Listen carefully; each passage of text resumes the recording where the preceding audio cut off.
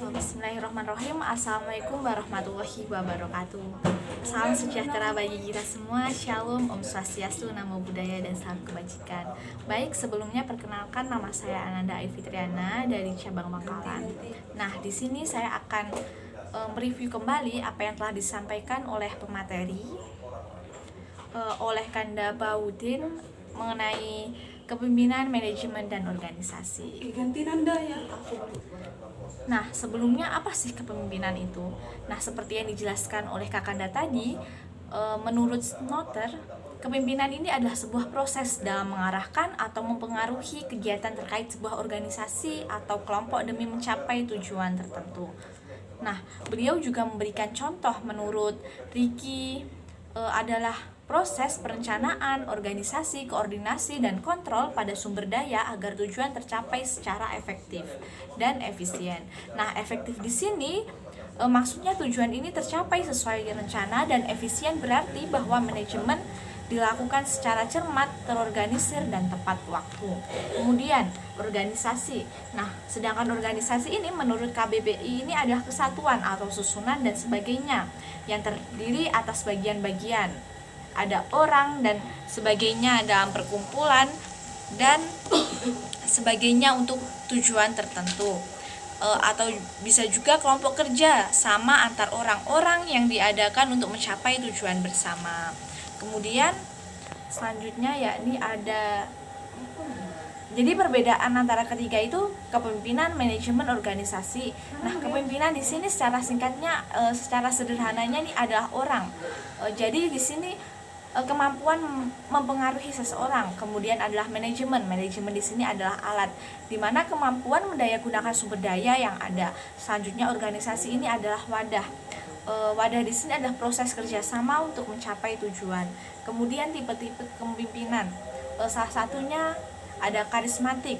Nah, tipe karismatik ini seperti apa sih? Tipe karismatik di sini memiliki kekuatan, energi, daya tarik, dan pembawaan yang luar biasa untuk mempengaruhi orang lain, sehingga ia mempunyai pengikut yang sangat besar jumlahnya dan pengawal-pengawal yang bisa dipercaya. Nah, seringkali pemimpin karismatik ini dianggap memiliki kekuatan gaib atau supranatural, teman-teman, dan kemampuan-kemampuan yang superhuman dan diperolehnya sebagai karunia Allah SWT. Selanjutnya ada paternalistis. Nah, paternalistis ini lebih diidentikan dengan kepemimpinan yang kebapaan dengan sifat-sifat sebagai berikut. Contohnya yakni adalah mereka dianggap bahwa sebagai manusia yang tidak atau belum dewasa atau anak sendiri yang perlu dikembangkan. Sedangkan yang kedua adalah mereka bersikap terlalu melindungi. Yang ketiga adalah mereka jarang memberi kesempatan kepada bawahannya untuk mengambil keputusan sendiri. Dan saya kasih contoh satu lagi, yakni adalah mereka hampir tidak pernah memberikan kesempatan kepada bawahannya untuk berinisiatif. Selanjutnya adalah tipe kepemimpinan militeristik. Nah, tipe kepemimpinan militeristik ini sangat mirip dengan kepemimpinan otoriter. Sifat-sifat dari tipe ini adalah lebih banyak menggunakan sistem pemerintah atau komando keras dan sangat otoriter, kaku, dan seringkali kurang bijaksana. Selanjutnya yakni adalah menghendaki kepatuhan mutlak dari bawahan. Yang ketiga adalah sangat menyenangi formalitas upacara-upacara ritual dan tanda-tanda kebesaran yang berlebihan. Selanjutnya yakni adalah menuntut adanya disiplin yang keras dan kaku dari bawahannya. Kemudian ada tipe pemimpin autokratis. Autokratis ini memiliki ciri-ciri mendasarkan diri pada kekuasaan dan paksaan mutlak yang harus dipatuhi.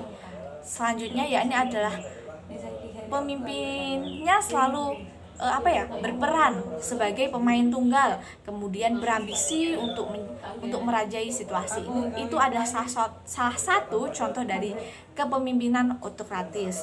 Selanjutnya adalah kepemimpinan laissez-faire, terus kepemimpinan demokratis. Itu ya teman-teman. Maaf yang kedua nggak saya jelasin. Kemudian gaya kepemimpinan atau gaya kepemimpinan situasional. Pertama adalah instruksi. Nah, di sini peran pemimpin ini sangat sentral, yakni dalam memberikan pengarahan, sedangkan kurang dalam memberikan dukungan kepada pengikutnya. Nah, leader di sini cenderung bertindak dengan menginstruksikan bawahannya dengan rinci apa, bagaimana, dan kapan tugas-tugas yang harus dilakukan. Kemudian konsultasi. Nah, peran pemimpin di sini masih sentral di sini. Namun, pemimpin juga memberikan dukungan atau support yang tinggi terhadap pengikutnya untuk melaksanakan tugas-tugas mereka. Kemudian, yang ketiga adalah partisipasi. Nah, di sini leader mulai mengurangi porsi, memberikan instruksi, dan lebih banyak memberikan dukungan kepada bawahan mereka. Kemudian fokus kontrol bergeser ke anak buah.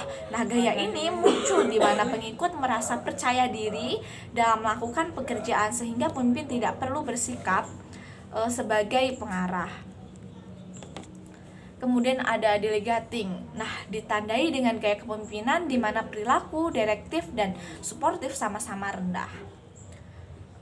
Di sini yang terakhir saya akan menjelaskan mengenai proses kepemimpinan. Nah, proses kepemimpinan ini pertama ada pemimpin. Ini dicirikan dengan perilaku, gaya, keterampilan, pengetahuan, dan nilai-nilai. Kemudian di bawahnya ada kelompok. Itu meliputi norma, nilai, keterikatan pada tujuan, harapan kelompok, kebutuhan kelompok. Kemudian di bawahnya adalah situasi. Nah, situasi di sini ada mengenai nilai organisasi, teknologi, tuntutan tugas, variasi tugas. Kemudian hasilnya adalah prestasi kerja dan kepuasan kerja. Kemudian unsur-unsur manajemen di sini ada manusia, bahan, mesin, alat, tata kerja, uang, dan pasar. Fungsi manajemen adalah perencanaan, perorganisasian, pengarahan, dan pengawasan. Mungkin itu saja yang dapat saya sampaikan. Apabila ada salah saya mohon maaf. Wassalamualaikum warahmatullahi wabarakatuh.